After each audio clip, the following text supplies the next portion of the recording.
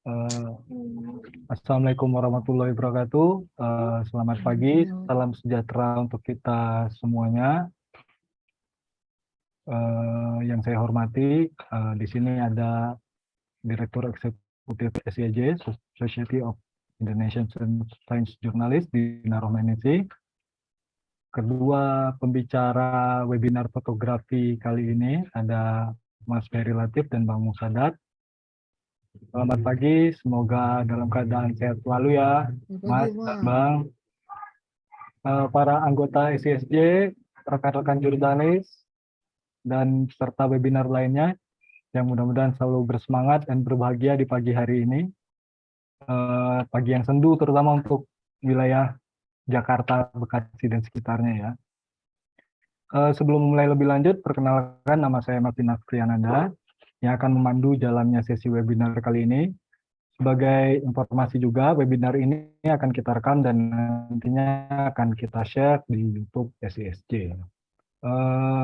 Di pagi yang sendu ini kita berkumpul di ruang virtual untuk mengikuti sesi webinar yang diselenggarakan oleh Society of Indonesian Science Journalists atau SSJ atas dukungan penuh oleh Art Journalism Network atau IJN. Untuk sesi kali ini kita mengambil judul Shot by Phone dengan tema khusus yakni biodiversitas dalam lensa. Sebagai gambaran, meliput isu biodiversitas ponik adalah hal yang menantang bagi kebanyakan wartawan di Indonesia, terutama teman-teman jurnalis yang mungkin terfokus di isu-isu sains dan lingkungan. Di tengah minimnya perhatian banyaknya media terhadap hal tersebut, ada sedikit persoalan di ruang dapur editor, di ruang dapur redaksi bahwa teman-teman jurnalis ini punya kesulitan untuk meyakinkan editor dan juga pembaca mengenai pentingnya konservasi spesies-spesies yang jarang mendapatkan perhatian, terutama spesies-spesies ikonik yang ada di Indonesia. Nah, SISJ sendiri meyakini bahwa teknik fotografi yang tepat dapat membantu wartawan menyajikan hasil liputan dengan lebih meyakinkan serta lebih lengkap nantinya. Analisis sains yang kompleks memerlukan elemen visual yang mumpuni untuk mendukung ide cerita. Webinar dari SISJ dan IJN ini merupakan rangkaian untuk sekaligus memperingati Tahun Biodiversitas 2022. Selain sesi webinar ini, sebelumnya kita juga di SISJ sedang berjalan saat ini program fellowship reporting on silent extension yang masih dalam proses mentoring dan publikasi kalau saya tidak salah ya. Nah, baik, saya akan memulai dengan menyampaikan rangkaian kegiatan pagi ini. Pertama, nanti kita akan mendengarkan sambutan dari Direktur Eksekutif SISJ, Mbak Dina Rohmanisi. Kemudian kita akan mendengarkan pemaparan dan sharing fotografi dari para narasumber, yakni Mas Ferry Latif dan Bung Sadat, yang akan kita bagi nantinya dalam 2 sesi. Nah, nanti diharapkan kita bersama-sama akan mendapatkan pencerahan terkait hal-hal teknis dan non-teknis di fotografi, terutama dari pengalaman-pengalaman di lapangan yang kita ketahui bahwa 2 narasumber yang hadir pagi ini ya cukup banyak pengalaman ya, cukup banyak hal yang bisa kita dapat nantinya, karena mudah-mudahan mereka bisa berbagi tentang tips dan trik dalam menghasilkan karya fotografi, menangkap momen, dan dalam hal keanekaragaman hayati dan satwa liar maupun tumbuhan yang nantinya bisa menjadi fakta utama, fakta pendukung untuk penulisan artikel.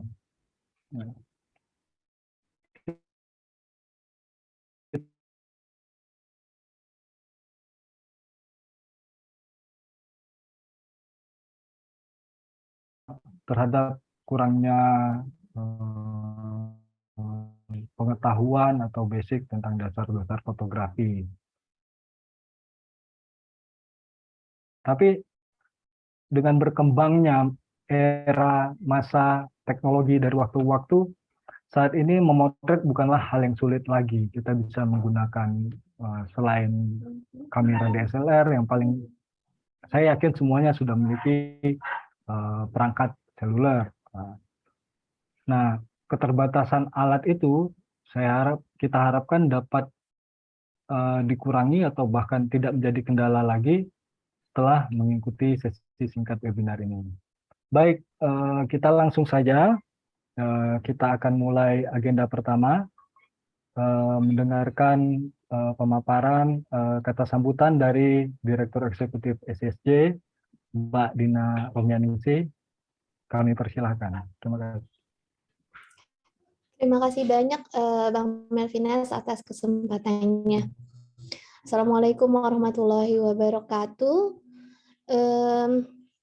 Selamat pagi, saya ucapkan selamat datang kepada para peserta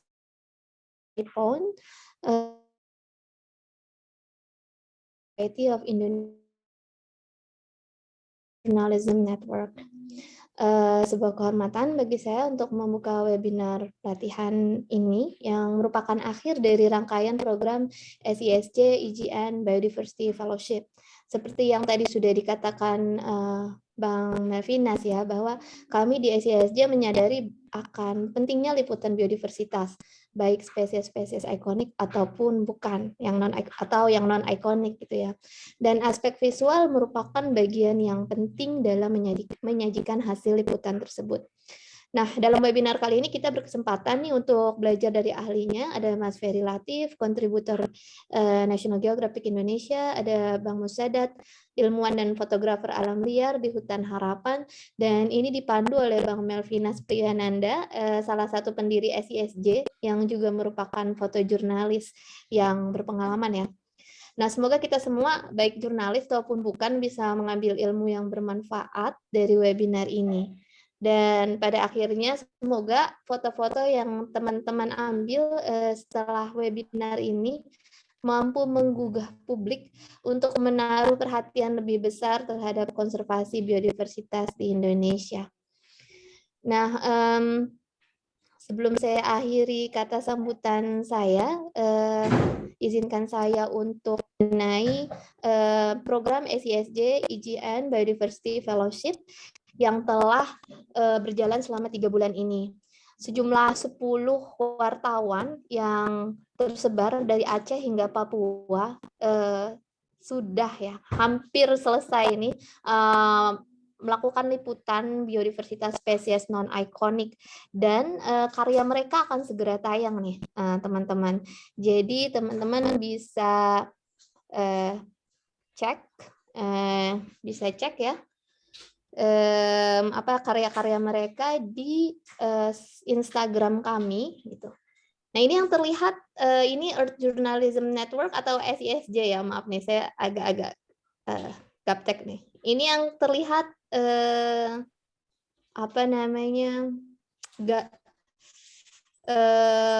akun sosial media IGN atau SISJ. Belum muncul, Dina. Di layar teman-teman. Belum muncul. Oke. Oh, ada yang pause. Sebentar. Oke.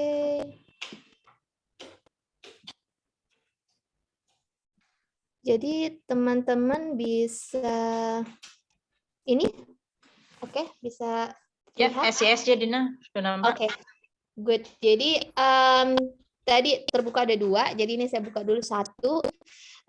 SISJ. Ini Instagram dan Twitter kami, juga ada YouTube. Jadi kita upload semua video yang telah kita lakukan ya, webinar-webinar SISJ di sana. Silakan teman-teman follow. Kemudian untuk IGN, teman-teman bisa follow Instagramnya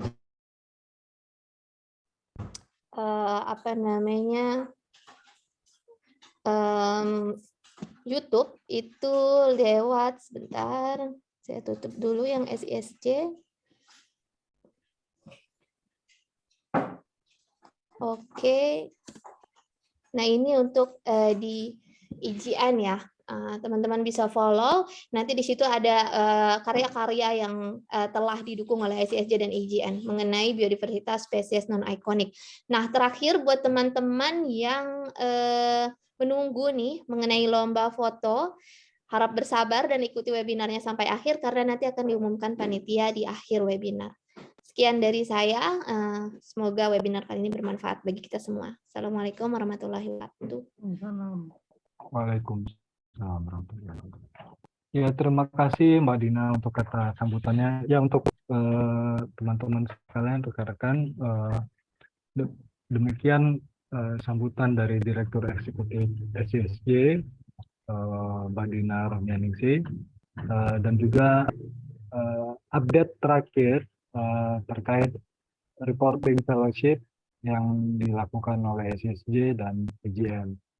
Mungkin tidak memperpanjang, kita akan masuk ke sesi webinar utama, yaitu pemaparan dari narasumber, antara lain nanti dari Mas Ferry Latif dan juga Bang Musadat.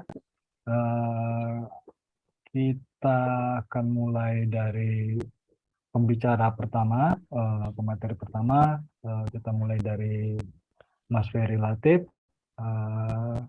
Mas Ferry Latif ini sebagai gambaran adalah kalau di list yang kita kenal selama ini, Mas Ferry Latif merupakan seorang kontributor, seorang fotografer yang juga kontributor untuk majalah National Geographic Indonesia.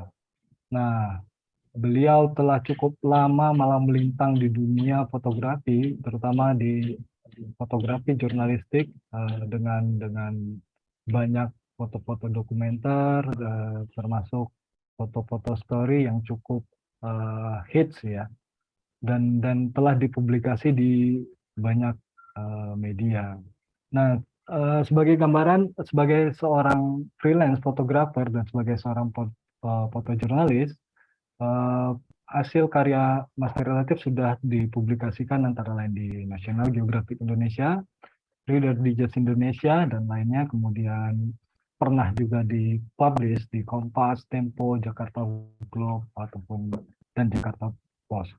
Selain untuk outlet media, Mas Ferry juga cukup banyak mengerjakan proyek-proyek assignment khusus untuk misalnya seperti NGO, seperti UNESCO, WWF, British Council, IPOS, ILO, dan lain-lainnya. Banyak sekali sebenarnya track record karya atau hasil pekerjaan dari Mas Ferry Latif yang bisa kita lihat dan kita pandang sebagai bahwa, oh iya benar, ternyata sebagai fotografer yang cukup lama malah melintang di dunia fotografi. Nah, Mas Ferry juga pernah mendapatkan penghargaan ataupun nominasi, antara lain pernah menjadi juara 1 di tahun 2012 sebagai di dalam kontes foto Unity and Diversity Photo Contest di Indonesia, juara 1 di Green Industry Photo Contest di Indonesia di tahun 2013, dan juga mendapatkan banyak fellowship selama perjalanannya. Sudah berapa puluh tahun ya kira-kira ini, 20 tahun kali ya. 16 ya Mas Ferry. Ya, pernah mendapatkan fellowship juga dari WWF Indonesia, dari SCSJ, dan juga dari ILO. Nah, juga kalau untuk nominasi foto dalam kompetisi ya kita angkat tangan deh, soalnya sudah cukup banyak sekali kalau harus saya ingat satu persatu gitu. Nah, selain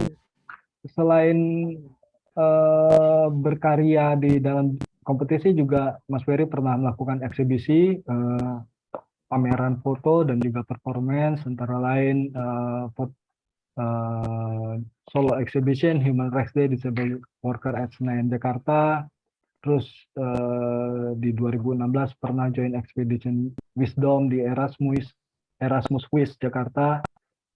Yang paling cukup kalau bagi saya sih yang cukup teringat tentang Mas Ferry ini adalah tentang kisah-kisah Lasem ya Mas ya. Di mana dulu Lasem tidak terkenal ini, Mas Ferry menggarap cukup serius tentang kisah Lasem dan kemudian menjadikannya dalam sebuah eksibisi, yakni tentang pecinan Nusantara, yaitu bersama National Geographic Indonesia di Expo Bintaro. Nah, untuk pertama kali saya kenal dulu, saya ingat sekali Mas Ferry adalah pernah mendapatkan pelatihan dan juga menjadi Kebakaran lulusan hutan ya? terbaik. Iya, Eh, dulu kita di kebakaran hutan ya, sama apa ya dulu? Iya, kebakaran hutan ya. Nah, Mas Ferry itu pernah menjadi lulusan terbaik di kursus yang dilakukan oleh World Press Photo, sebuah event yang menurut saya adalah event terbesar saat ini di dunia untuk teman-teman jurnalis foto, dan Mas Ferry menjadi lulusan terbaik waktu itu di tahun 2004 ya Mas ya. Nah, Mas Ferry juga pernah mengikuti workshop oleh Goethe Institute dan Antara Jurnalistik Foto Galeri. Mas Ferry merupakan ini lulusan ITB apa Mas? Atau lulusannya di mana dulu ya Mas? Nah, pernah mendapatkan juga education and training melalui arsitektur departemen oleh National Institut Teknologi Bandung. Baik,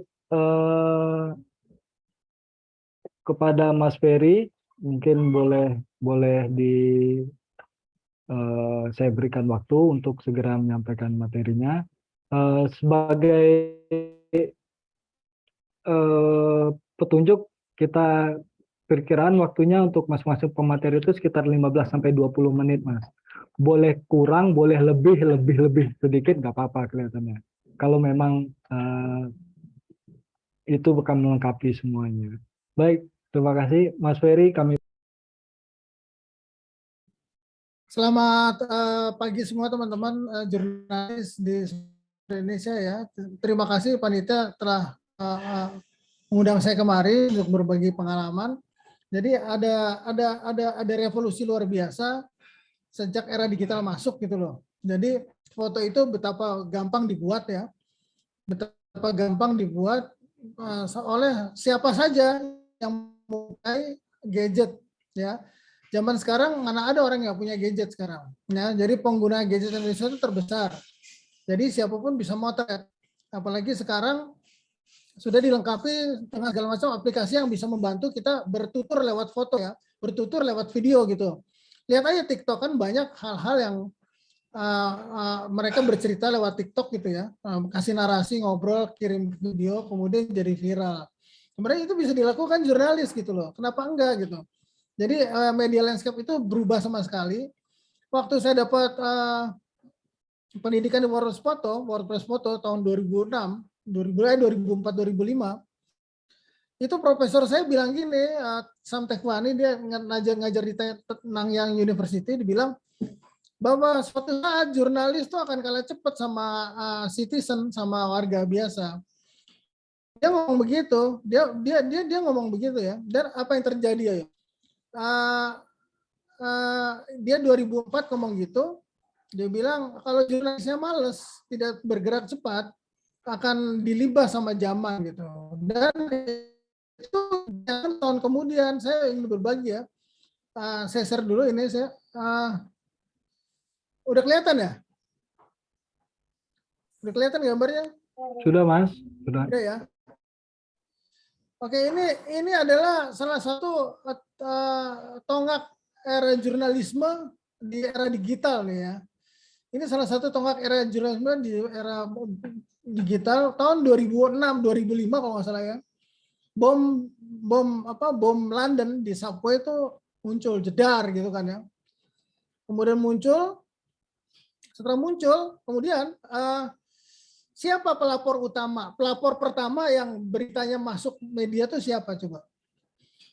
Siapa yang kemudian dipublish, foto-foto siapa yang dipublish, tulisan siapa yang dipublish dulu? Bukannya para jurnalis malah nggak bisa masuk ke yang menulis laporan pertama adalah korbannya sendiri yang terjebak di dalam terowongan bawah tanah itu subway. Ya, dia menggunakan Padaphone ya. Dulu ini handphone lipat ya, Sony Ericsson. Ya, kemudian dia nulis di blog dia. Dulu zamannya blog ya, sebelum vlog tuh blog ramai banget gitu ya. Dia nulis, kemudian dia bilang terjebak di bawah tanah gitu loh, di subway London. Sehingga kemudian foto-foto itu ditulis dalam blog dia. Ya, ini blognya dia ya. Dalam waktu berapa jam kemudian, ya, foto-fotonya dia ditayang ulang sama media-media lain. Bahkan paginya sudah jadi headline surat kabar. Dan oleh majalah Time dinobatkan sebagai the best picture of the year tahun 2005. Ya, itu foto-foto dari citizen journalism, gitu, dari sebuah handphone. Ini salah satu tonggak jurnalisme menggunakan handphone ini ya.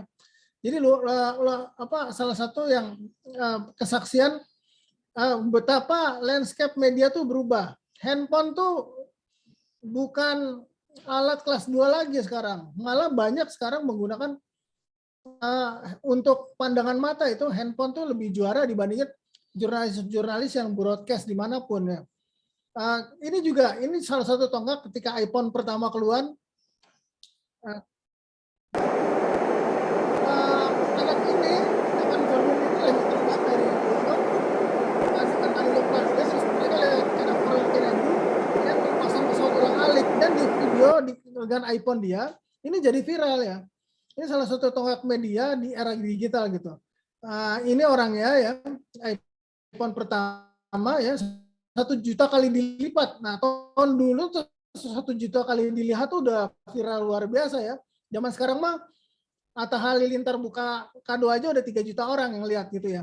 Jadi zaman dulu tuh luar biasa gitu. Jadi handphone itu udah menjadi merubah landscape jurnalis kita di era digital. Ini juga ketika warga jatuh, foto-foto yang dibuat oleh warga citizen ya. Ini juga 2018 Poso ya. Almarhum Sutopo Purwo waktu itu langsung mengupload ulang dari lokasi bencana kejadian yang gempa mengerikan. Ini peralatan dipakai jurnalis sekarang nih standar nih. CNN malah ngasih iPhone semua ya kayak ini ya. Jadi jangan teman-teman yang menggunakan handphone jangan pernah malu untuk menggunakan handphone ketika memproduksi berita gitu ya. Karena ternyata efektif dan cepat tayang, bisa dikirim dengan cepat gitu ya. Ini alat-alat triknya yang digunakan. Ini adalah foto yang dibuat menggunakan iPhone ya. Ini foto yang menggunakan iPhone semua ya. Ini behind the scene ya, ketika Ofra dipoto menggunakan handphone ya. Tapi memang ada alat bantu, ada reflektor dan segala macam untuk memperkuat cahaya ya. Ini Serena Williams ya, menggunakan handphone. Ini juga, dan ditambah lagi ketika menggunakan software ya, dengan di software kemudian di editing lebih bagus lagi.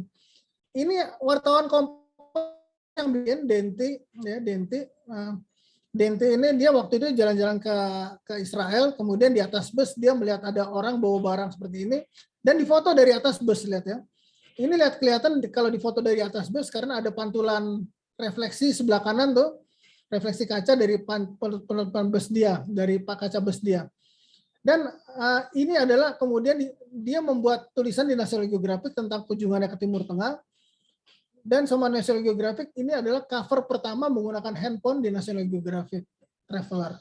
Jadi jangan ragu untuk motret pakai handphone gitu loh ya. Ini ada beberapa sampel lagi, saya akan share lagi.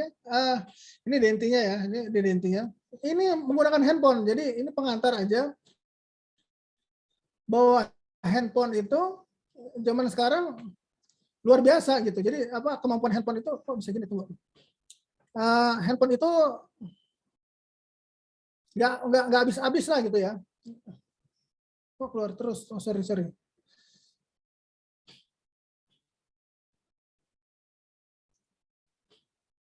Ya, ini menggunakan handphone semua ya. Jadi kalau kita mengetahui tekniknya, foto-foto ini akan bisa kita hasilkan gitu. Kalau kita menggunakan handphone benar gitu ya. Jadi ini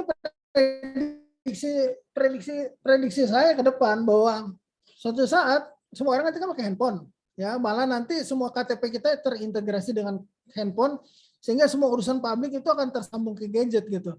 Jadi nanti mungkin berita-berita itu bisa akan semakin banyak media yang diproduksi dengan alat seperti ini gitu. Nah, masalahnya ketika kita motret menggunakan alat apa aja, kita harus mengetahui teori dasar fotografi, yaitu melukis dengan cahaya. Nah, untuk itu teman-teman, ini penting banget untuk mengenali cahaya. Ya. Banyak teman-teman yang belajar fotografi lupa bahwa fotografi itu sebenarnya adalah melukis dengan cahaya.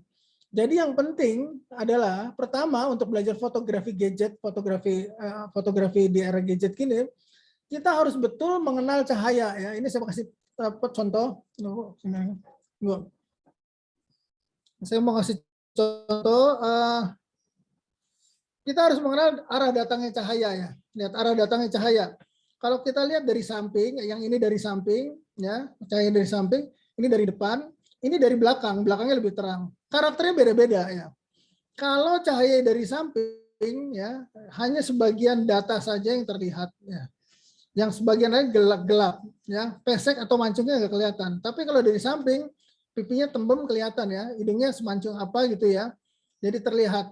Kalau dari depan cenderung rata semua cahaya sehingga dimensinya malah hilang ya. Hidungnya mancung apa enggak, pipinya tembem apa enggak terlihat karena dari depan. Dibandingkan dari samping, dia lebih terlihat ketika pipinya tembem, hidungnya mancung terlihat. Nah, arah datangnya cahaya ini membentuk karakter foto kita gitu loh. Membentuk karakter foto kita, apa yang kita tampilkan.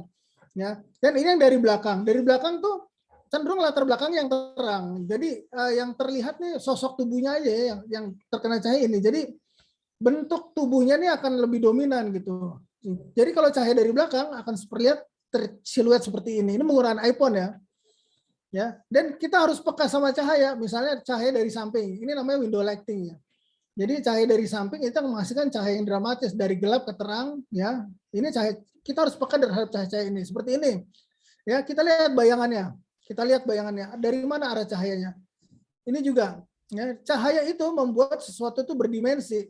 Gelas yang tinggi bayangannya akan tinggi, piring yang pendek bayangannya akan pendek, sehingga tiga dimensinya terlihat ketika cahaya. Kita mau sering memperhatikan cahaya. Cahaya itu yang membentuk ruang, membentuk dimensi ruang dalam sebuah foto. Nah, ini juga arsitektur ya. Jadi dengan adanya gelap terang ini akan terbentuk gitu loh. Akan terbentuk nuansa yang kita inginkan. Pertama itu, ya.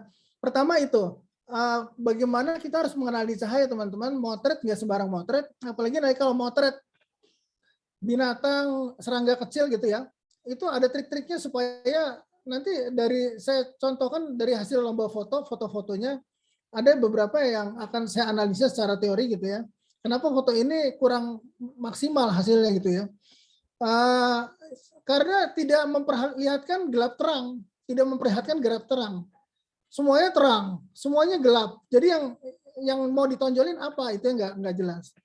Terus pertanyaan lain, apakah foto itu bisa menangkap angin? Ya. Apakah foto itu bisa menangkap bau gitu ya? Kita lihat nih, ini ada beberapa foto contoh bahwa angin itu bisa ditangkap dengan fenomena yang terjadi gitu ya. Angin bisa ditangkap dengan fenomena yang terjadi. Menangkap bau yang tidak terlihat bisa semua gitu.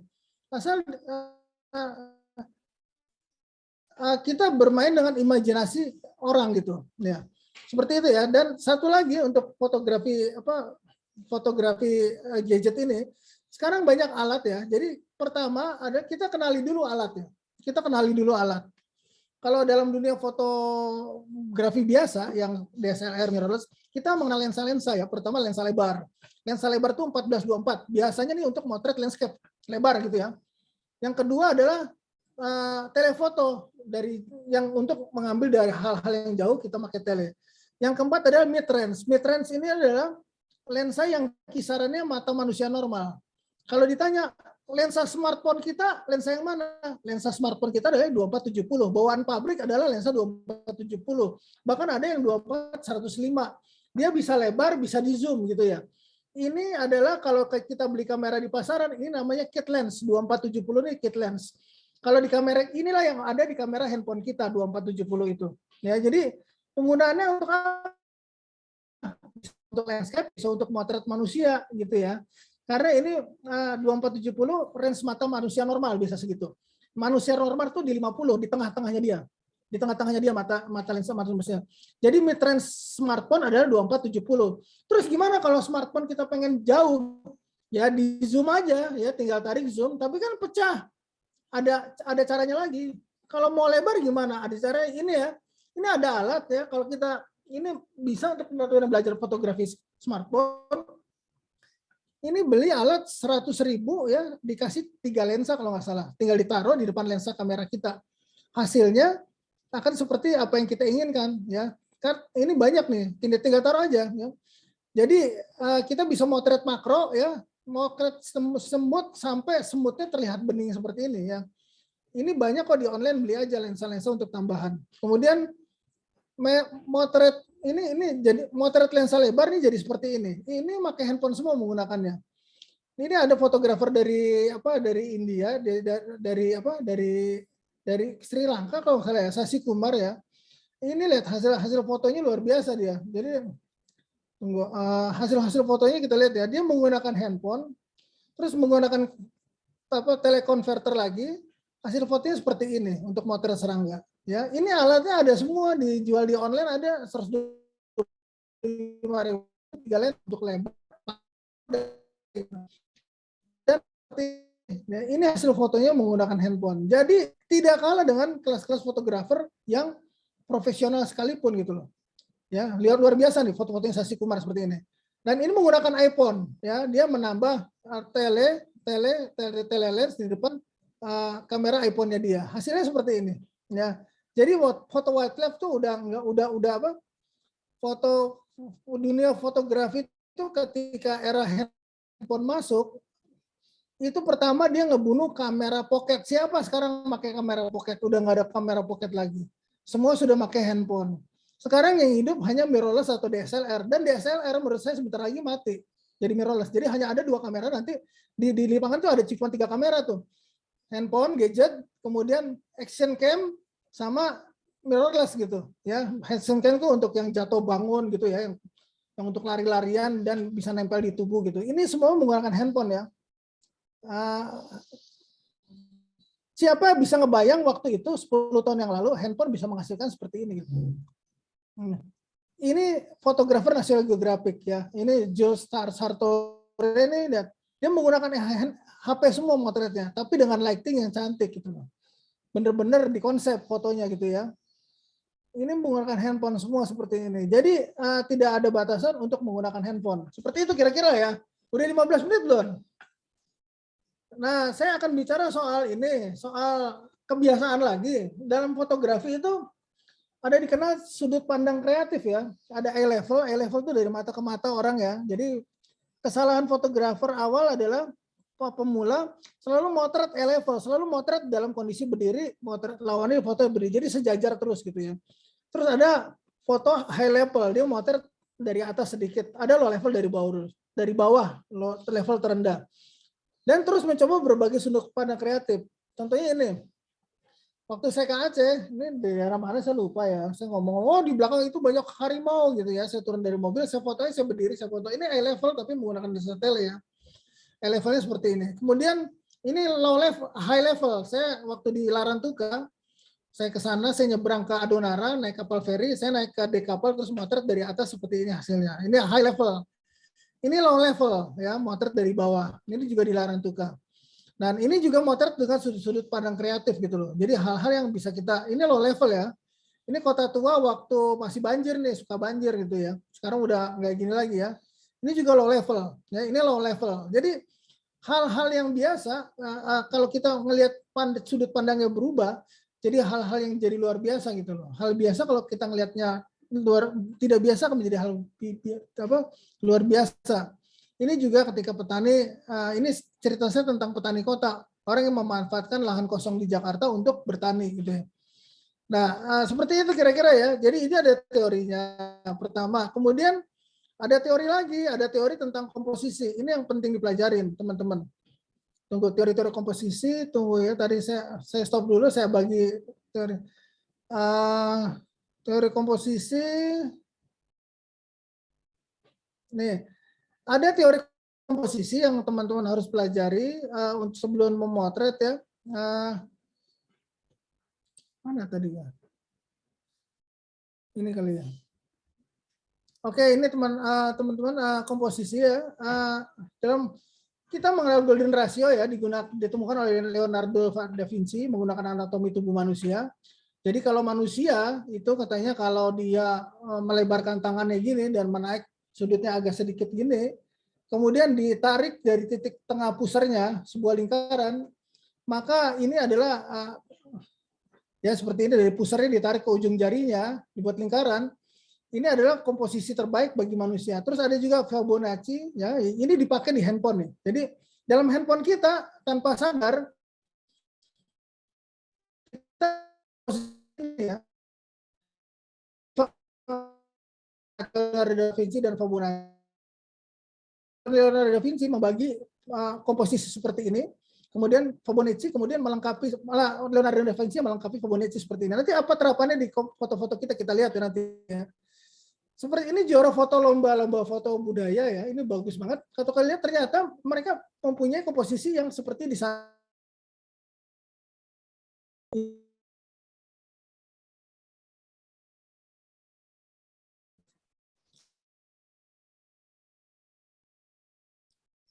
Seperti ini lihat ya, kita lihat ini juga iklan. Jadi dalam fotografi ada rule of third ya. Jadi foto dibagi 3 bidang horizontal, dibagi 3 bidang vertikal. Jadi kalau perpotongannya katanya akan terlihat lebih enak dilihat gitu ya, secara teori. Terus ada teori lady seperti menemukan kita lebih enak dilihat. Terus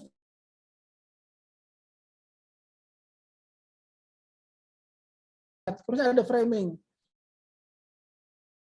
Yang lain ada copyright-nya, jadi saya nggak berani membagi semuanya. Nah, ini framing mengisolasikan benda teori komposisi seperti ini. Ya, jadi semua foto-foto yang masuk tuh bisa kita seperti ini juga foto-foto ini juga framing tadi ya, teori framing tadi tuh bisa masuk seperti ini.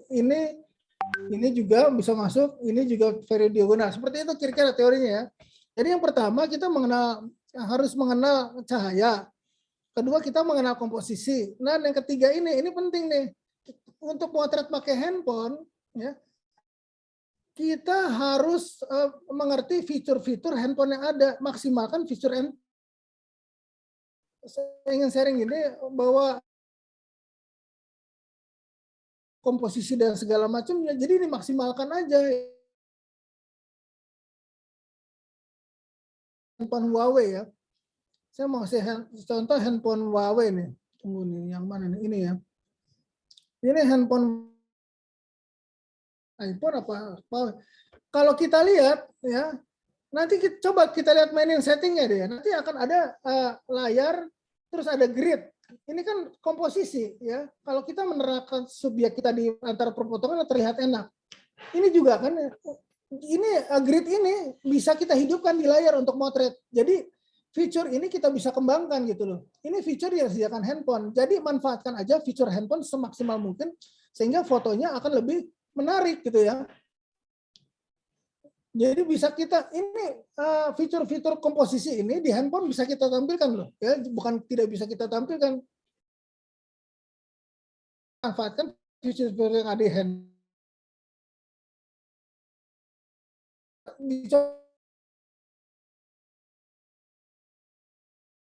Itu soal pencahayaan.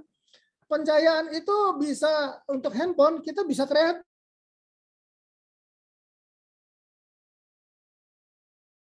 Kemudian di center gitu. Ini kan kertas kemudian kita center seperti ini hasilnya. Ya, ini juga ya. Ini dan bahkan menggunakan cahaya handphonenya sendiri untuk menerangi wajahnya seperti itu. Teknik-teknik fotografi ini bisa dikembangkan tanpa perlu alat-alat yang maksimal mahal gitu ya. Kita bisa menggunakan dari handphone sendiri gitu. Ini tips memotret menggunakan HP ini ya. Tolong ya, mohon maaf ini ya, pegang kamera. Kok saya suka goyang sih? Nah, zaman dulu tuh kamera jelek, tapi sekarang kayaknya biar motretnya bagus ya. Teknologi handphone sekarang tuh udah bagus. Zaman dulu motret goyang, kameranya goyang.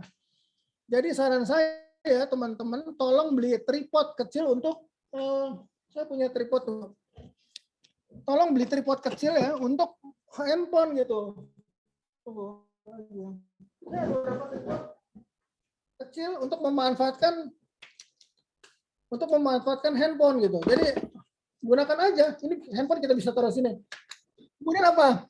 Ini yang sering kesalahan kita semua nih. Bahkan saya pun sering. Siapa di sini yang suka ngelap lensa kamera handphone kita? Ya, terutama ibu-ibu nih yang suka masak. Kok handphone saya buram sih? Ya, habis masak, habis ngegoreng, terus megang handphone motret, pasti buram gitu ya. Karena lensanya berminyak ya. Kekurangan kamera sekarang adalah, tapi semakin hari semakin baik menurut saya. Kita perlu cahaya cukup terang. Ya, itu kalahnya sama mirrorless sama DSLR itu. Kemudian motret objek tidak bergerak, ya. Kemudian karena ini handphone ya kan touchscreen ya, jadi mencet touchscreen jangan kencang-kencang, jadi nggak goyang gitu. Namanya touchscreen ya, bukan push screen. Jadi saran saya kalau kita untuk motret yang baik itu, kalau memang harus menggunakan tripod, kita gunakan tripod, sering-sering membersihkan lensa. Jangan motret yang gelap-gelap. Kalau mau motret yang gelap harus pakai senter, bawa senter sendiri. Terus jangan motret objek yang bergerak ya, karena kekurangannya itu handphone gitu loh ya. Terus kemudian saat eksekusi maka jangan terlalu keras. Ini membuat foto kita maksimal. Ini tips dari saya. Sementara itu dulu, kalau ada tambahan apa pertanyaan silakan. Terima kasih. Terima kasih Mas Ferry Latif untuk pemaparannya. Ya cukup menarik ya pemaparan dari Mas Ferry. Ada banyak hal yang terjadi selama saya pikir pergerakan cukup cepat di era perkembangan digital saat ini, bahwa tidak terasa dalam 20 tahun terakhir itu bahwa di kalangan jurnalis foto saya juga ngerasain perubahan itu, bahwa digital memang nggak bisa dihindari ya, bahwa perkembangan zaman itu tidak bisa kita hindari. Kita hanya punya pilihan untuk mengikutinya, berlari, atau ya kita akan tertinggal. Saat ini tidak ada lagi jurnalis foto yang mungkin melakukan pemotretan dengan kamera film, malahan semuanya sudah di era digital. Ada beberapa poin dari pemaparan Mas Ferry yang mungkin bisa menjadi perhatian kita, terutama terkait revolusi era digital ini, yang di mana saat ini foto sangat gampang dibuat karena kita mengetahui bahwa semua orang, menurut saya, sudah memiliki handphone gitu. Jadi bahwa momen itu dengan cukup mudah kita ambil dengan hanya bermodalkan gadget gitu.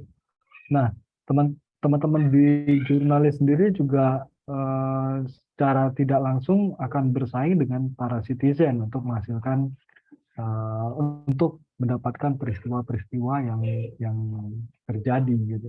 Dan dengan kata lain, banyak jurnalis yang juga akan kalah cepat di era digital saat ini, terutama dengan adanya media sosial, akan kalah cepat dengan para netizen dalam menangkap sebuah momen. Ya. Mau nggak mau kita harus selalu beradaptasi, begitu yang saya tangkap. Ada beberapa hal lainnya juga dari pemaparan Mas Ferry, yakni tentang fotografi gadget, terutama secara basically memotret itu punya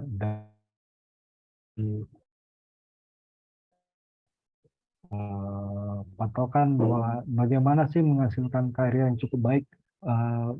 Pandangan saya yang paling utama sih dalam memotret itu adalah pencahayaan ya, itu yang pertama, dan yang kedua adalah foto harus fokus gitu. Nah, gimana kita mau pencahayaannya sebaik apapun, kalau foto tidak fokus juga fotonya buram ya juga tidak bisa dipergunakan ya. Nah, di gadget sendiri kualitasnya mungkin masih belum menyamai DSLR, tetapi suatu saat akan sampai ke sana gitu. Tapi banyak sekali kita melihat bahwa foto-foto yang muncul di media ataupun di agensi juga dihasilkan melalui gadget. Jadi jangan ini ya, jangan merasa rendah diri jika kita memotret hanya dengan menggunakan gadget gitu. Nah, yang penting adalah hasil yang maksimal gitu. Ada banyak aksesoris tadi seperti yang disampaikan Mas Ferry di pasaran yang bisa kita pergunakan, kita beli untuk mendapatkan hasil foto yang cukup baik. Nah, terakhir mungkin ke depannya akan ada akan ada ke depannya di media di dunia fotografi sendiri orang akan meninggalkan DSLR, mungkin hanya akan berpatokan pada handphone, kamera mirrorless dan juga action cam. Tips terakhir dari Mas Ferry yang paling saya ingat bila kita menggunakan handphone, yang pertama itu adalah pegang kamera dengan baik, sebaiknya 2 tangan, kalau nggak bisa ya beli tripod, pakai tripod kecil itu lebih baik. Terus jangan lupa membersihkan cahayaan dan diusahakan untuk motret objek yang tidak bergerak, serta karena ini adalah gadget touchscreen ya, jadi bukan push screen, jadi berusaha menekan dengan baik. Demikian mungkin kesimpulan saya dari pemaparan Mas Ferry. Selanjutnya di sesi kedua ini kita ada pembicara dari Bang Musadat. Bang Musadat ini adalah seorang peneliti di Hutan Harapan yang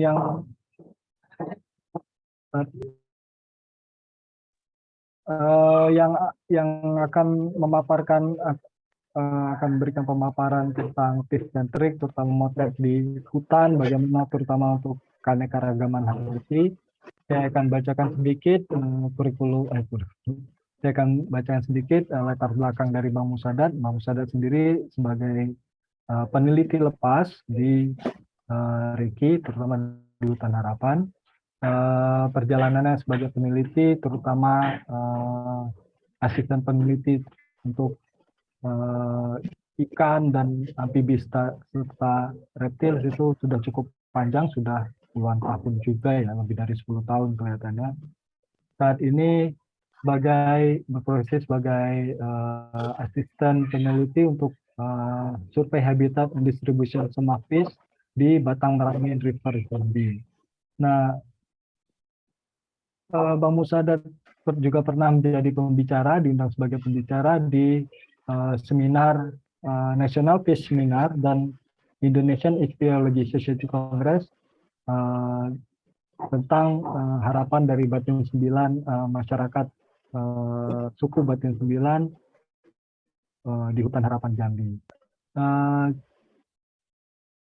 Kita mengenal Bang Musadat dengan, kalau dilihat di Instagramnya, ya nanti mungkin boleh di-share Bang ya, Instagramnya apa gitu ya, tentang foto-foto alam liar dia meneliti di terutama. Oke, begitu untuk Bang Musadat, waktu dan tempat saya persilahkan. Baik, Assalamualaikum, selamat pagi menjelang siang semuanya. Ya, sebelumnya mungkin saya ralat, saya bukan ilmuwan, tetapi saya cenderung di ini ya, boleh dibilang pengamat lokal aja. Jadi saya ini adalah masyarakat lokal yang punya ketertarikan tentang fotografi,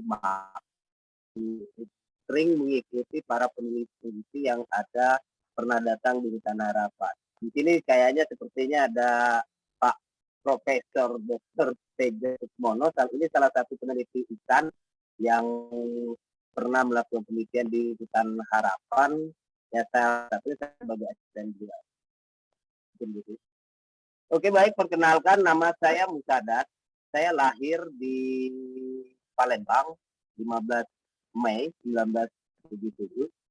Dan sebelum di Hutan Harapan sendiri, saya pernah bekerja di PT Asialog, HPH, dan bagi cerita mungkin sekitar 20 tahun saya bekerja di Hutan Harapan. Next. Saya pernah menjadi asisten riset Ichthyofauna Reptil Biodiversitas Hutan Harapan PT Reki pada tahun 2011 dan sampai 2015. Dan 2015 sampai 2016 saya sebagai asisten riset Ichthyofauna Hutan di Bukit 30 National Park. Salah satu penelitinya adalah Pak Tejo Sukmono. Dan pada tahun 2016 sampai 2017 saya asisten riset of Ichthyofauna Inform Feed Forest Kampar Peninsula East Project Collaboration Restoration Riau LER Fauna Flora Internasional. Di tahun 2020 saya pernah menjadi asisten for Survey Habitat and Distribution Semak Store in Batanghari Merangin River Jambi. Jadi ini juga beliau yang sebagai penelitinya Pak Tejo Sukmono. Saya biasanya selalu panggil Pak Tejo sih. Next, lanjut.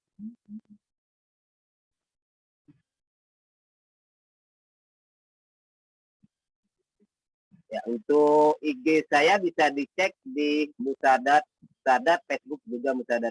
Silakan dicek.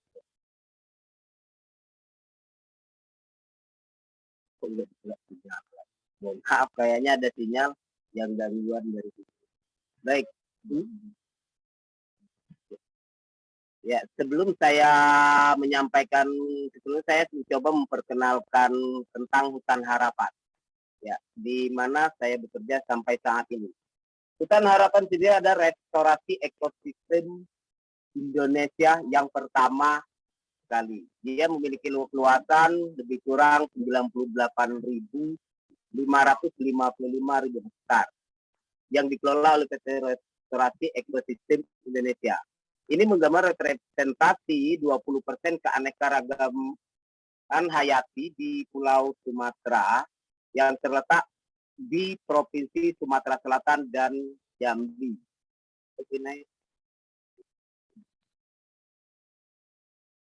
Nah, di mana Hutan Harapan berada? Nah, di sini kita terlihat, kalau bisa dilihat ini ada petanya dan kecil sekali. Hutan Harapan berada di sini. Ya, ini adalah Hutan Harapan kalau kita lihat di Sumatera yang luas. Nah, dahulunya areal ini tahun 96 saya ada di sini, ini masih semuanya pada hijau. Semua areal ini hijau dan lebih kurang 20 tahun ini kehilangan hutan sangat besar dan saat ini kita lihat sendiri semuanya sudah putih. Kira-kira gitu. Next, lanjut. Mengapa Hutan Harapan penting? Ini mungkin sedikit ada cerita juga. Hutan Harapan adalah salah satu hutan hujan dataran rendah Sumatera yang tersisa, itu sekitar 20%. Nah, ketersediaan dan tata kelola air, pencegahan banjir sebagai penyangga bagi wilayah sekitar Sumsel dan Jambi. Kenapa? Karena di Hutan Harapan memiliki ada 4 sungai besar, diantaranya ada Sungai Meranti, Sungai Kapas, Sungai Lalan, dan Sungai Kandang. Nah, semua muara sungai ini berlari pada di Sumsel dan hulunya ada di Jambi. Ini penting sebagai penyangga.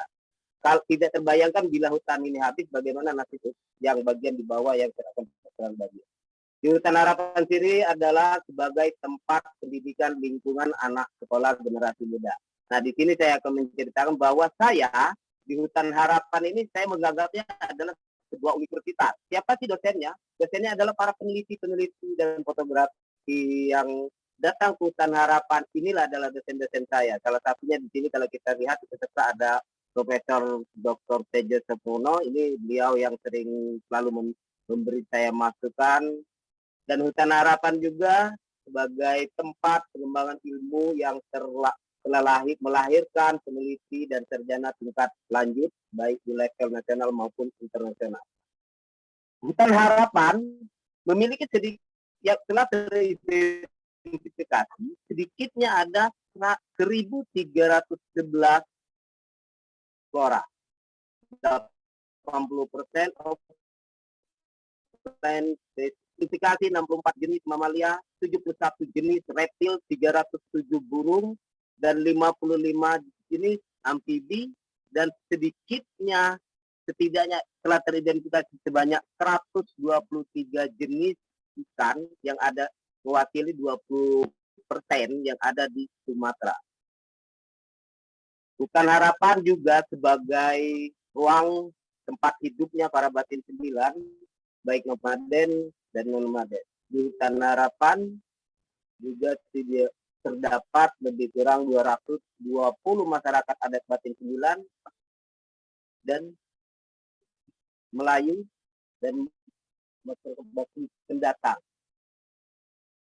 Ya. Yang bagi batin 9 tersendiri itu mereka selalu memanfaatkan, jadi pencari untuk kehidupan mereka memanfaatkan hasil hutan bukan kayu. Jadi HHBK bagi Hutan Harapan sebagai tempat aman bagi kelompok adat dan lokal ketika hutan di sekitarnya sudah habis. Oke. Nah, di sini saya akan mulai bercerita dari tahapan awal ketertarikan saya terhadap herpetofauna. Pada dasarnya awal sekali saya sebelum bergabung di Hutan Harapan sendiri, saya sebenarnya bukan orang yang menyukai amfibi dan reptil, tetapi saya cenderung orang yang sedikit geli dan takut terhadap reptil terutamanya. Tetapi setelah saya mengenal salah satu peneliti herpetofauna dari Universitas Tambur yang bernama Andrian Kauki, ini beliau memaparkan tentang bagaimana keanekaragaman untuk tentang amfibi dan reptil. Nah, setelah saya memperhatikan dari presentasi dia, ternyata amfibi dan reptil tersebut memiliki keunikan-keunikan tersendiri bagi saya. Jadi semakin lama saya mengenal amfibi dan reptil, akhirnya saya tertarik dan ingin belajar, ingin mengetahui lebih dalam, terkhususnya untuk amfibi dan reptil ikan. Nah, dari beliau saya banyak belajar, baik itu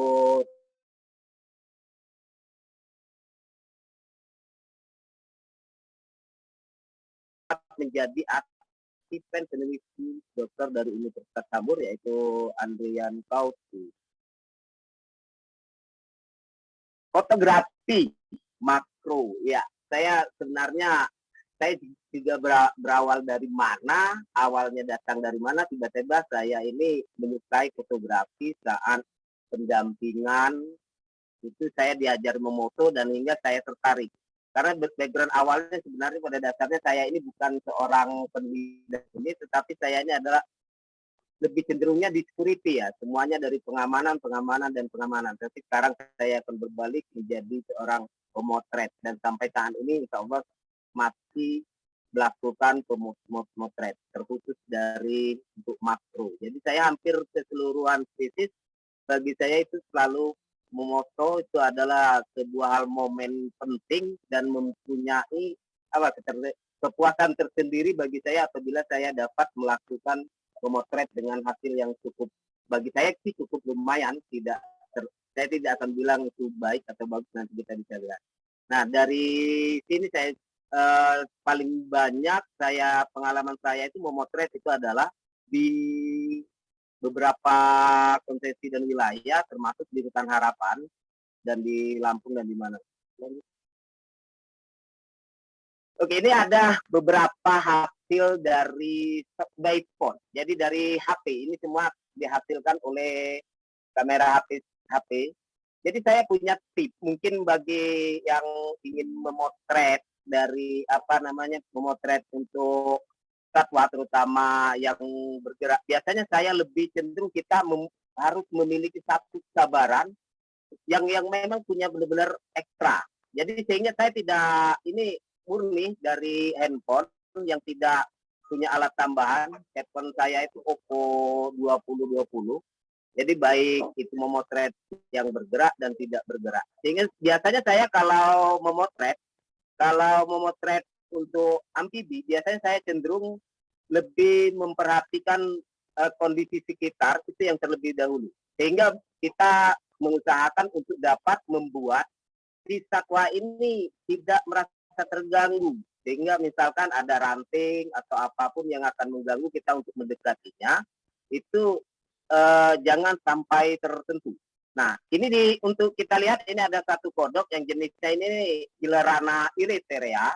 ini dipoto pada malam hari, ini hanya di samping rumah. Di samping rumah, jadi pada malam hari, ini hanya membutuhkan, ini alatnya ada satu kamera handphone, plus satu senter headlamp yang harganya murah bagi saya itu hanya 100 ribuan. Jadi cahaya, biasanya saya tripod menggunakan dengkul saya. Jadi posisi tangan saya itu ada posisi pada dengkul untuk mengurangi goyangan dari HP tersebut. Next, nanti dengan pelan, biasanya saya akan melakukan pendekatan sedekat mungkin dan semampu mungkin. Baru nantinya di handphone itu harus pelan menekannya, itu sangat pelan setelah mendapat fokus. Biasanya agak sulit kalau kita dengan HP untuk mencari fokusnya. Biasanya saya mencoba menurunkan dan menaikkan handphone sehingga fokus itu akan terdapat jelas, nyata, dan fresh. Baru saya akan jepret. Itu kalau untuk jenis kodok. Nah, ini di sini juga ada satu jenis ular. Ini ahit ular betina. Ini tidak berbisa. Ini saya temukan pada saat ingin berjalan di hutan, dia melintas di hutan, saya tidak tahu. Nah, kalau untuk trik untuk memoto ular, ini harus kenali terlebih dahulu jenisnya, berbisakah, tidakkah, dan harus mengetahui berapa jauh sih jangkauan dia akan menyambar ke arah kita, sehingga dia tidak dapat untuk mematok diri kita. Ini dipoto pada siang hari, jenis ini tidak berbisa, sehingga saya bisa mendekatnya lebih dekat, dan dia tidak agresif ingin lari. Mungkin itu next. Nah,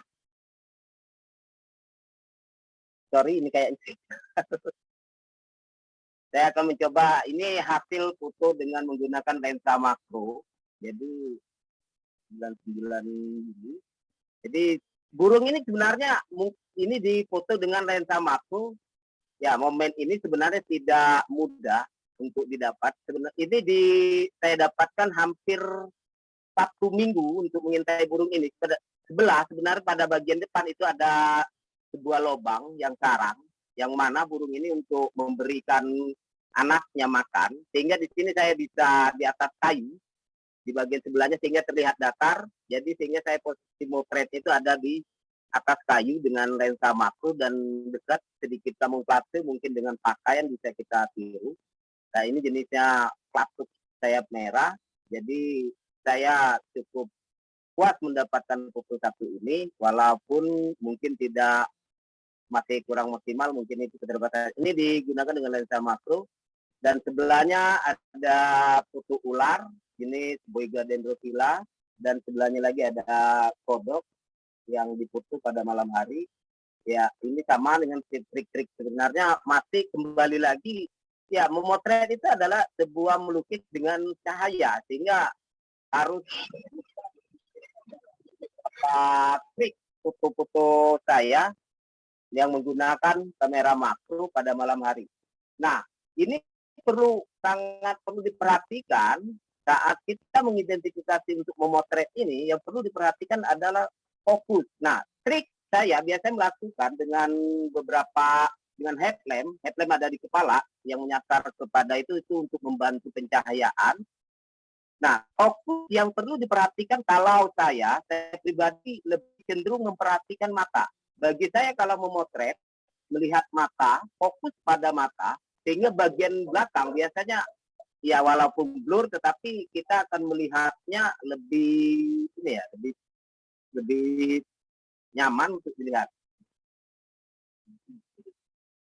Maaf, ini kelihatan nggak videonya?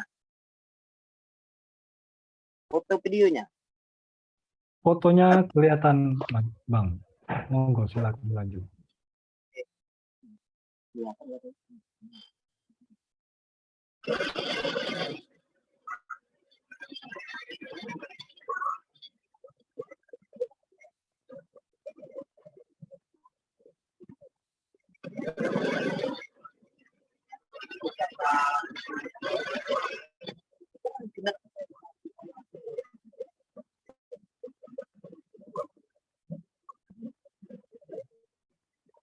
Maaf, Bang Sadat, apakah memutar video atau masih share screen-nya terkait foto yang terakhir?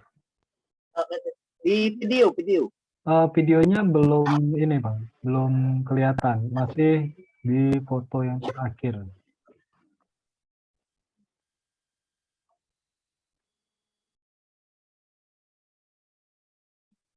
Bentar, masih di share nih, akan dicoba di share videonya. Jadi video ini adalah menggambarkan semua hampir hasil beberapa foto saya yang selama ini saya dapat. Mungkin ini bisa sebagai contoh angle-angle yang biasa saya lakukan dan saya ambil. Dan yang terpenting itu tadi, sebenarnya inti utamanya adalah momen-momen yang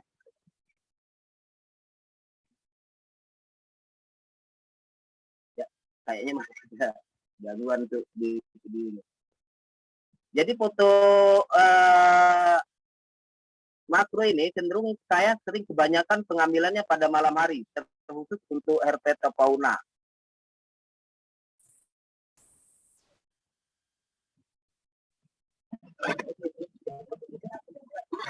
Dan pencahayaan, kedua adalah kesabaran di mana kita akan mendekati si satwa ini tersendiri.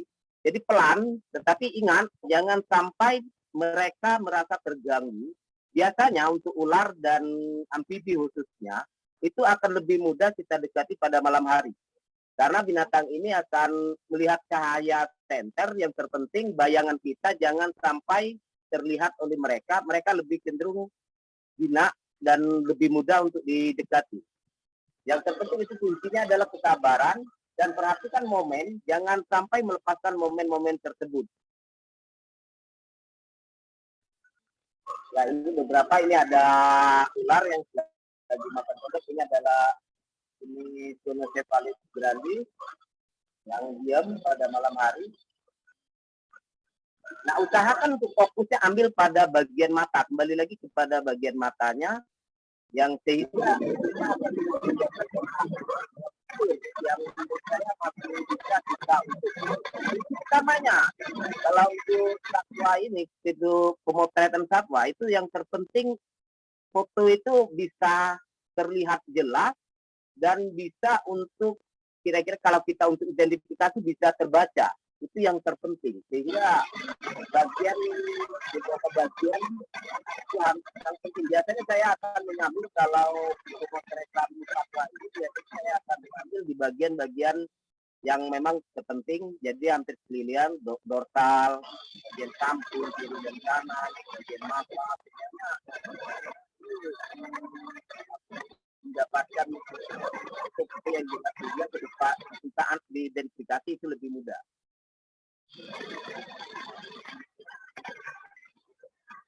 Ini adalah jamur yang ini, jadi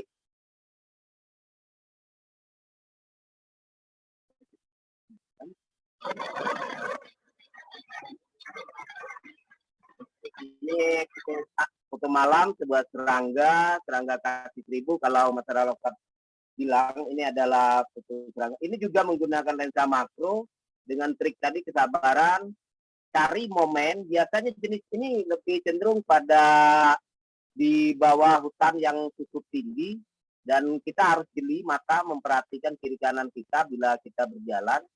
Jadi untuk mendapatkan momen-momen ini.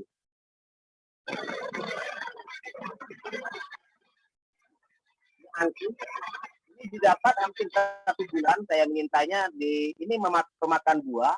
Jadi saya ngambil ini, jadi saya biasanya melakukan identifikasi dulu apa yang ingin kita ambil fotonya, sehingga kita cari lokasinya. Dan setelah mendapatkan lokasi ini, ada satu pohon buah yang diambil ini siang hari, sehingga saya di situ akan duduk diam dengan kamuflase tutupan pohon, di mana diprediksi jalur lewat di satwa tersebut. Ini akan menunggu momen. Biasanya tidak semudah kita bayangkan gitu. Biasanya kalau ini hampir 1 bulan saya mengintainya baru dapat foto ini. Ini ikan, ini beta. Trik memoto untuk di dalam akuarium, ini yang biasa saya lakukan bersama Profesor Teja Sukmono. Biasanya saya cenderung ikan itu dimasukkan ke dalam akuarium untuk biar mendapatkan foto hidup. Saya biasanya kalau ikan, saya biasanya mengusahakan bagian kepala itu menghadap ke kiri. Itu kalau menurut para peneliti itu, karena di bagian kanan biasanya kalau dia butuh hal yang lain, jadi foto itu akan cenderung diambil pada menghadap ke kiri. Jadi kalau kita lihat ini fokus juga terhadap fokusnya pada bagian matanya. Ini beta. Lanjut.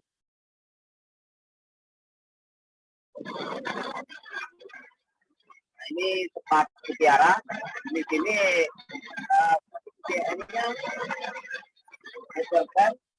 tetapi di Hutan Harapan sendiri jenis ini cukup berlimpah dan sangat mudah ditemukan. Nah ini sengaja ini hanya foto-foto apa ya, foto iseng. Kalau kita bandingin tadi yang kalau tidak fokus pada bagian matanya, dengan beta dia agak sedikit di bagian belakangnya akan terlihat blur. Ya, kalau kita perhatikan ini tidak fokus, tapi fokusnya cenderung pada bagian tengah sampai ke belakang.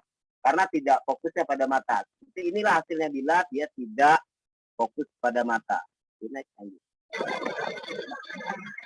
Izin Bang, waktunya tinggal 2 menit lagi Bang ya. Ini ada obrolan hoki dan ini juga obrolan hoki. Ini ada pikiran baru.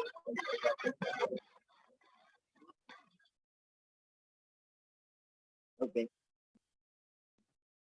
Kembali ke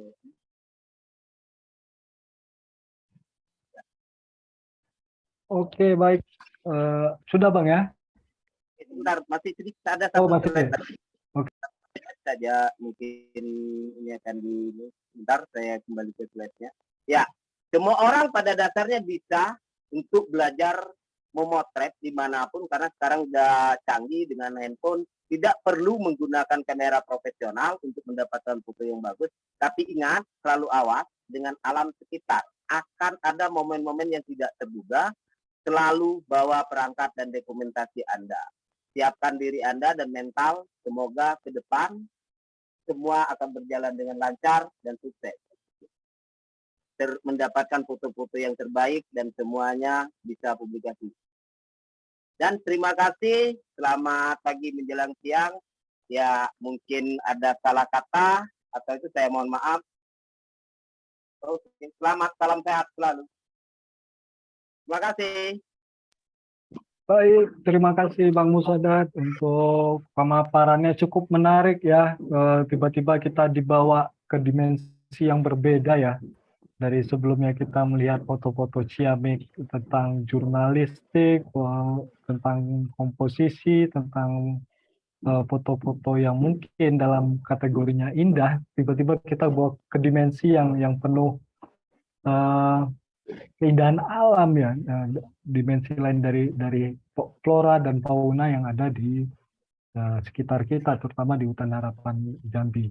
Mungkin saya bisa menyimpulkan sedikit terkait apa yang disampaikan oleh Bang Musadat tadi, terutama tentang perjalanannya selama ini, hingga hari ini di sekitar Hutan Harapan Jambi, di mana kita mengetahui bahwa Hutan Harapan itu Jambi itu sendiri merupakan pusat dari keanekaragaman hayati dan juga sumber kehidupan masyarakat adat, terutama masyarakat adat Batin Sembilan.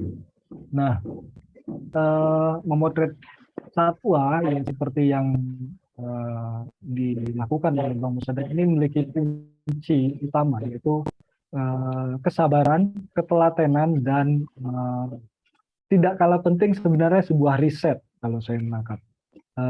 Kita harus mengidentifikasi terlebih dahulu kira-kira spesies apa yang akan jadi fokus utama kita, kemudian kita melakukan riset ruang hidupnya ada di mana. Bukan begitu ya Bang Musadat ya, jadi kita harus melakukan riset lanjutan kebiasaan satwa ini misalnya ada di mana gitu.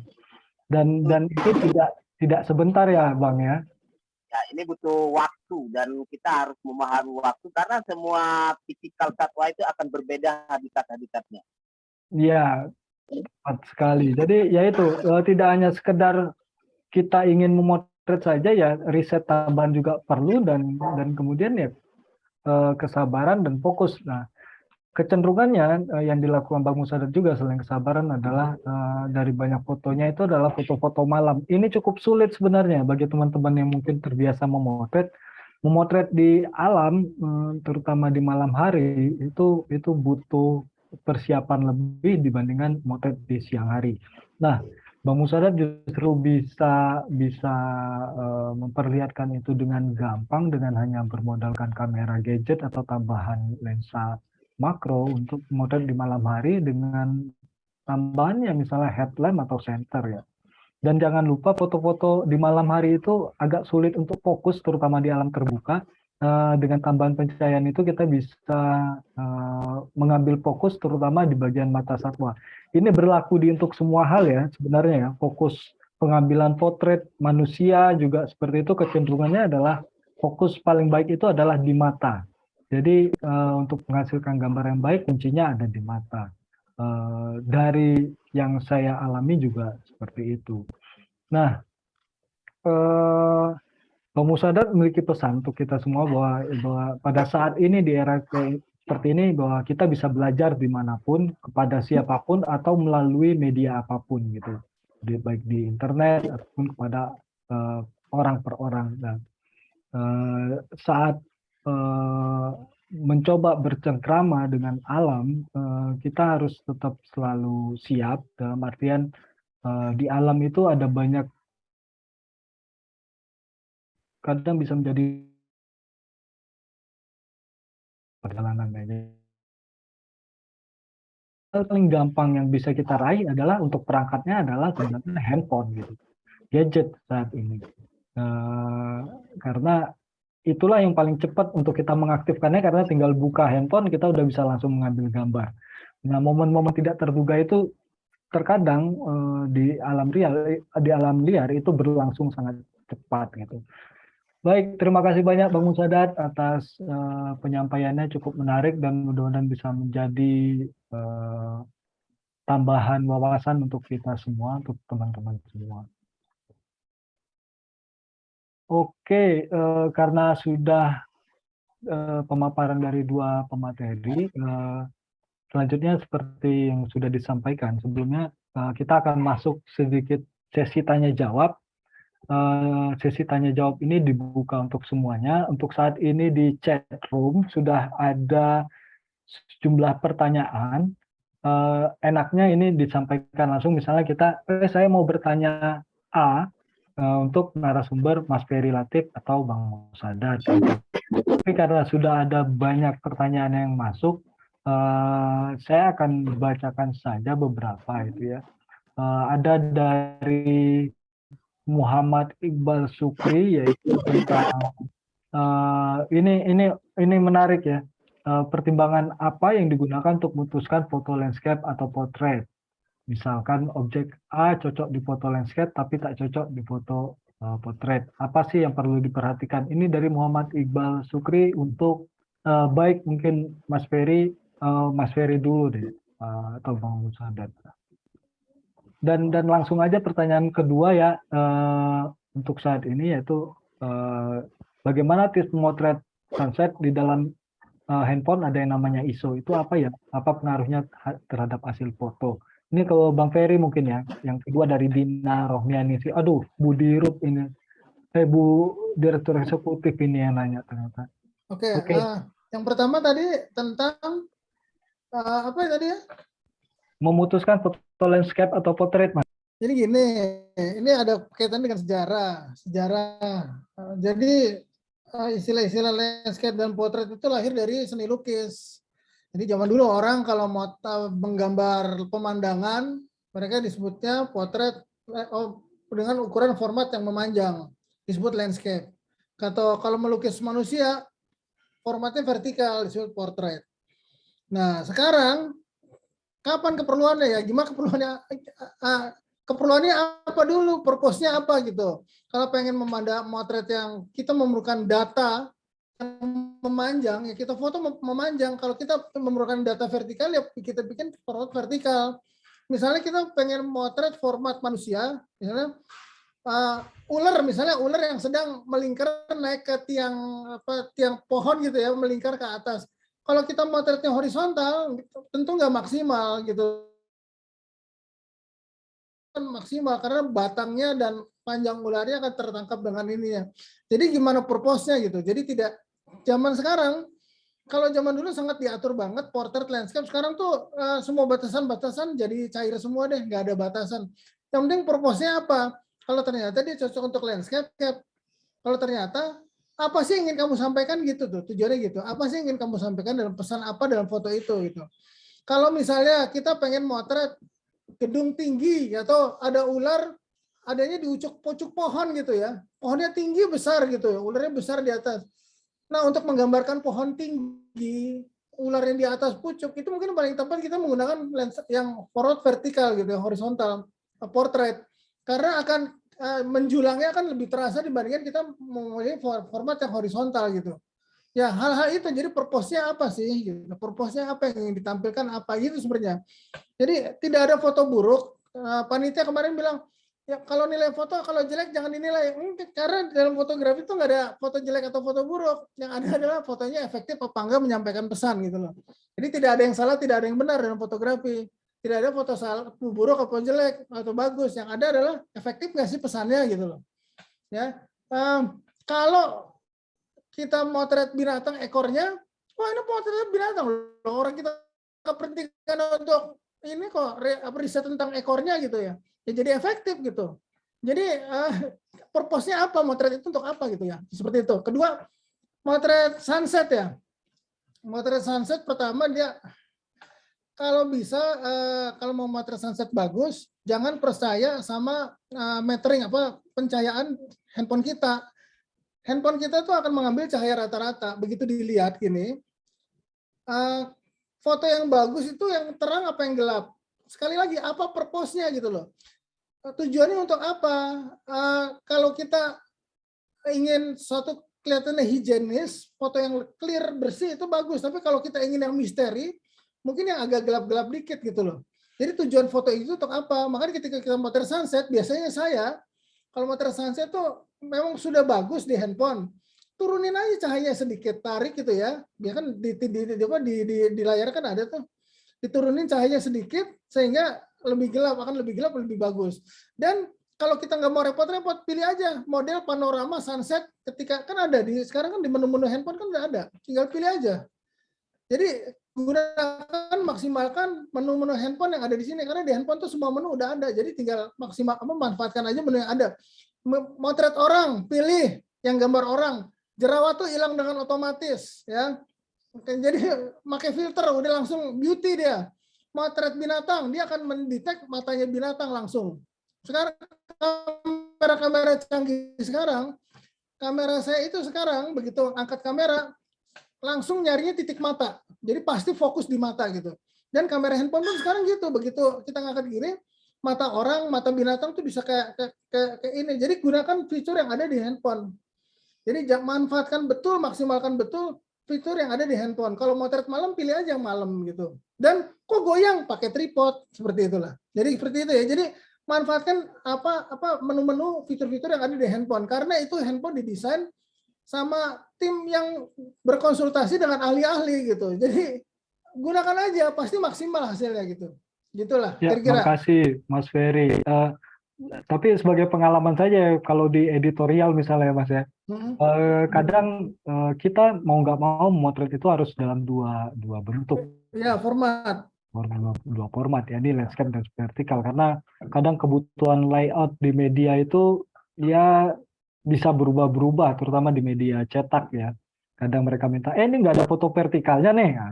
Walaupun kita pengen menggambarkan, tapi yang pasti apapun formatnya, misalnya vertikal atau landscape atau horizontal, diusahakan memang pesannya Ini sampai. ada yang perkembangan menarik nih teman-teman nih, untuk teman-teman yang generasi Z nih, ya generasi Y gitu ya. Saya ngajar workshop di mana-mana pakai handphone. Sekarang kecenderungan mereka menggunakan image vertikal semua. Untuk TikTok, semua Mas. foto yang dikirim Untuk TikTok ya karena dan sesuai Instagram. dengan keperluan sosial Iya. media. Ya, jadi betapa platform itu mempengaruhi hasil karya. Nah, kalau ditanya kita perlu horizontal apa vertikal, Nah, platform yang kamu pakai itu apa? Mau pakai TikTok, mau pakai apa, mau pakai YouTube, mau pakai apa gitu. Itu bisa disesuaikan. Jadi saya bilang lagi, kembali lagi, purpose-nya apa? Purpose-nya apa? Kalau untuk TikTok horizontal kan kecil ya. Kalau dia vertikal akan lebih efektif dia kalau TikTok gitu ya, joget-joget sama ular gitu kan, cek cek cek cek cek TikTok terus dipatok gitu kan, viral gitu ya. Lumayan gitu. Tergantung purpose-nya apa gitu. Dan kecenderungan sekarang tuh teman-teman tuh saya ajarin begitu ngirim foto ke saya supaya saya vertikal. Ya nggak apa-apa. Ya karena semua era tuh punya estetikanya masing-masing. Nah, tergantung purpose-nya nanti. Kalau untuk YouTube vertikal tuh nggak efektif banget gitu. Ya, kalau untuk TikTok efektif banget ya. Untuk Instagram efektif banget untuk story gitu ya. Tapi untuk YouTube saya pakai horizontal. Untuk media untuk di Instagram, untuk internet atau media online, untuk majalah. Nah, kalau majalah lebih ribet lagi. Kita benar kata Anas, kita motret dua format, vertikal, horizontal, supaya ketika bisa kepakai untuk cover, bisa kepakai untuk halaman tengah. Seperti itu. Purpose-nya apa? Tergantung purpose-nya apa gitu, tujuannya apa. Seperti itu ya. Oke. Dan tergantung juga dengan platform. Ya. Terima kasih Mas Ferry. Oke, kita ke pertanyaan selanjutnya. Mungkin ini lebih ke Bang Musadat ya. Ada pertanyaan dari Swandi Wendy, yaitu bagaimana menampilkan foto emosi fauna dan flora sehingga bisa menyentuh emosi penikmat foto. Nah, ini kadang saya juga bingung ini gimana ya cara menampilkan emosi ya. Laper gitu ya. Iya, Pak, ini dia lagi sedih ini ininya kataknya gitu. Mungkin Bang Musadat kali yang lebih ini ya, mungkin ada pengalaman. Sebenarnya bukan emosi itu ya bisa feel ya, bisa suasana kah, bisa situasi kah gitu. Silakan Bang Musadat. Baik. Ya, biasanya saya kalau dengan satwa, saya biasanya memoto itu tidak hanya satu atau dua, bukan hanya saja memotret itu hanya satu sudah, tetapi biasanya saya bisa berlama-lama dan sehingga saya akan memotret itu biasanya menggunakan, kalau saya pakai itu saya auto. Jadi menggunakan auto yang memang sekali jepret bisa sampai 3 atau 5, sehingga itu akan menampilkan semua perubahan-perubahan. Apalagi kalau untuk, terutama itu untuk amfibi ya, biasanya saya akan bila menahan fokus, setelah fokus dapat, saya akan jepretnya bisa sampai, satu kali jepret itu bisa sampai 4-3 gitu. Jadi sebenarnya menunggu momen, ini adalah tergantung dari momen dan kejelian kita melihat di satwa tersebut. Sehingga untuk mendapatkan yang kita inginkan, biasanya tidak hanya satu kali jepret, tetapi bisa ya,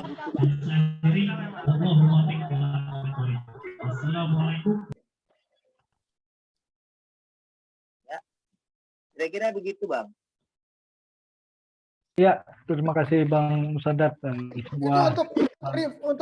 Untuk as referensi teman-teman yang memotret binatang dengan emosi, coba suka-suka nonton yang film atau foto-foto yang diproduksi sama dodo.com, DODO. Nah, itu lucu-lucu tuh, sangat syarat emosi. Syarat emosi ya kalau Dodo ya. Emosi itu. Sama berarti. Dodo ya, Dodo. Twitternya, Instagramnya, atau YouTube-nya Dodo. Cari aja. DODO. Kita lanjut. Ini udah banyak pertanyaan, tapi mungkin saya minta maaf jika tidak bisa membacakan semua pertanyaan. Jadi saya hanya akan membacakan beberapa juga dan biar adil mungkin nanti saya bacakan ditujukannya ke siapa, makanya tadi enaknya ditujukan ke Bang Mas Ferry atau Bang Musadat. Nah, ini mungkin lebih ke ini ya, lebih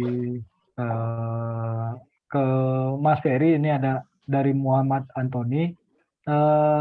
Ada tips nggak Bang menggunakan smartphone untuk benda bergerak, khususnya untuk satwa yang selalu berpindah tempat, apalagi yang jaraknya lumayan jauh.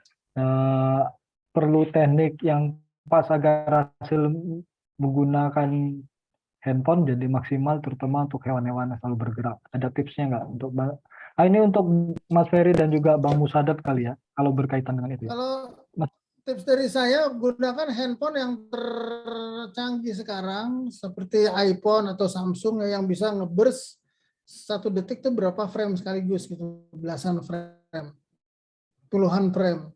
Jadi resolusinya memang nggak langsung besar, tapi dia bisa ngeburst satu cepretan tuh sampai 12, 13 sampai 30 frame itu akan ngebantu sekali untuk benda-benda yang bergerak. Itu pertama ya. Jadi gunakan handphone canggih. Maaf yang handphonenya jadul. Sorry, mohon maaf. Ya. Kedua apa? Ya seperti kata Bang Musada tadi bilang, riset dulu di mana lintasannya dia gitu ya. Lintasannya di mana kita tungguin gitu. Kita tungguin sehingga maksimal hasilnya gitu.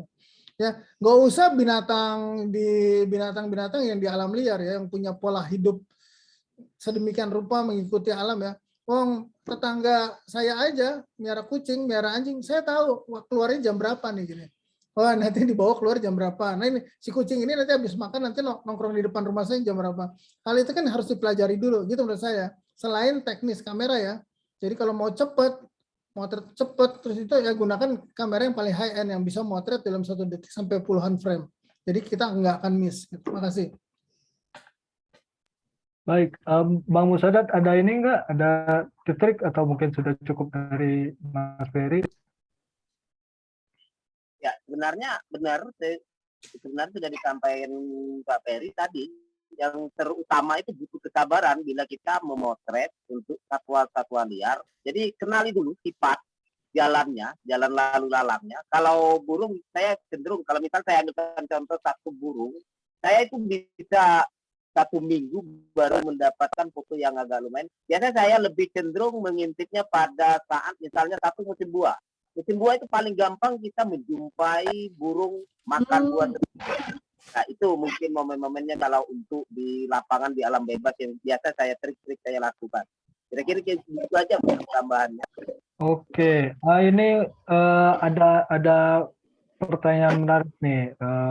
Kembali lagi ke Bang Musadat dari Elviza Diana dari Jambi. Oh sama ini sama Bang Musadat. Pertanyaan buat Bang Musadat, foto